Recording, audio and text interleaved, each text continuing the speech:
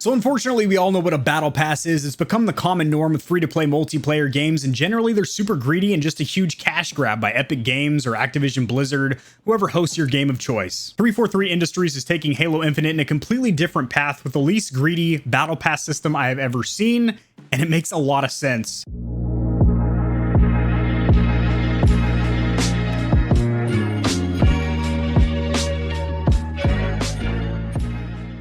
Alrighty, Stallions, sharing my screen over here. I have an article pulled up with some pretty highlights on it. This will be sorted?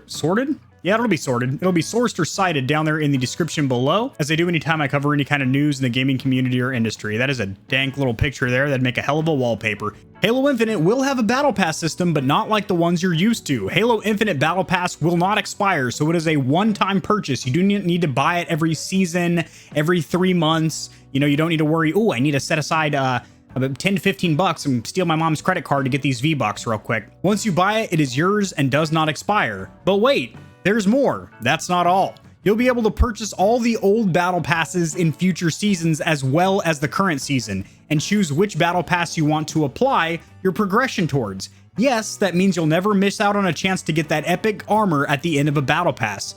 You just gotta play enough to get it. So it still incentivizes you to put the hours in to grind to play the game, so you are still earning these armor sets, but you know, life happens. You might have a kid, you might have to go on a deployment, your job might shift you around to where you're working doubles or something, and you miss out on a season. You hold resentment towards your wife, you start beating your kids, you start neglecting your dog because you were unable to get that armor pack that you see your buddy running around the map with, right? That is not a thing anymore because 343 is making this a lot more approachable. You buy it one friggin' time, and then you are able to apply your experience points towards whichever battle pass you select in the lobby or whatever that you're working towards. So you are able to grind towards whatever you want. And on top of that, if there was a past season where there was some really cool seasonal, maybe holiday armor or something that you wanted to get, you can still work towards that, which is really cool. With Halo Infinite multiplayer going free to play for the first time in franchise history, let me clarify what they mean for that. There is Microsoft recently made it to where free to play games are indeed free to play, meaning if it is labeled free to play by the developer, then you do not need to pay for things like Warzone, Apex Legends, Fortnite, meaning you do not need to have a live Xbox Live Gold account to have access to their servers. They are indeed free to play now. So this game will be fully free to play, but you will need to purchase the battle pass one time. 343 Industries seeks to remove the confusion that many players face in other free to play titles that have buyable battle passes. Stuff is unlocked through playing the game, and only through playing the game. All customizations are just cosmetic. There's no pay to win here, Spartans. I like it. Something is unlockable through playing the game and earning experience. Somebody can't just go to the store and buy an individual armor pack or gun skin, which is completely opposite from what we see in things like Warzone, because obviously there's more money for the developer to be had for Epic, for Activision Blizzard, but this is a lot better for us, the gamer, the average consumer, for sure. Customization will include armor coatings, helmets, shoulders, fleshlights, gloves, knee pads, armor emblems, ass plugs, and a ton more stuff. And with each season offering a new theme, there will be some seriously sick Spartans running around the sandbox.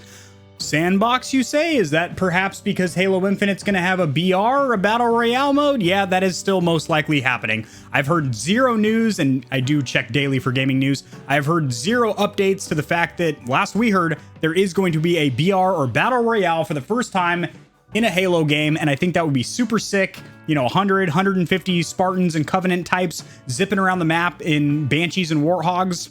I think that'd be really nice. Halo Infinite won't do things like games like Warzone, whose Rose skin was available as a final reward in Battle Pass, but also purchasable in the store. Gross. If you can unlock something in Battle Pass, we're not going to let another player circumvent that by purchasing out of the storefront.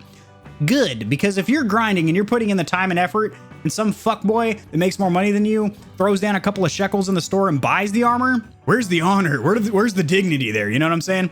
Halo Infinite is still set to release Holiday of 21. Now, to my knowledge, it is still on track, but I wouldn't get your hopes up for a Holiday 21 launch. Hope for the best, expect the worst, I think is the term that Confucius said, because we've seen what happens when games are rushed. Cyberpunk 2077. And yes, I know that game was in development. It was announced prior to the drop of the 8th generation console. So before the Xbox One and PlayStation 4 launched, that game was announced. So I understand it was in development for like 7.5 years. Fact is, it was still rushed though. and it turned out disappointing, especially for console players, damn near unplayable. PC, it was okay, you can get through it. If 343 Industries needs to delay this game into early to mid 22, I would say they should do that instead of pushing a game, because a wise man once said, I forget who it was Buddha, I believe, a delayed game will eventually be good. A rush game will forever be bad. And that is so true. Halo Infinite multiplayer is also getting bots to make it a little more approachable in the series. Now, I do think bots, that is only going to be to fill lobbies that can't get enough players to play. However, I don't think there's going to be any shortage of players for Halo Infinite, considering it is playable on Xbox One, Series, and PC. So there are going to be a shitload of players filling these lobbies, meaning you probably won't encounter bots very often unless you're playing in the middle of the night or you're on a server that's very unpopulated. Then you might encounter a couple bots, which would probably be on a mixed difficulty, kind of like we see with mixed bots in Call of Duty, where some of them are shitters and some of them are actually better than the average players you will encounter. So all in all, I have to say I really do admire what they're doing here with this battle pass system, and I wish more companies would do this. I wish more publishing houses such as Activision Blizzard with Warzone and Epic with Fortnite would do this. However, they're not, because this is much less lucrative for them, but this is awesome.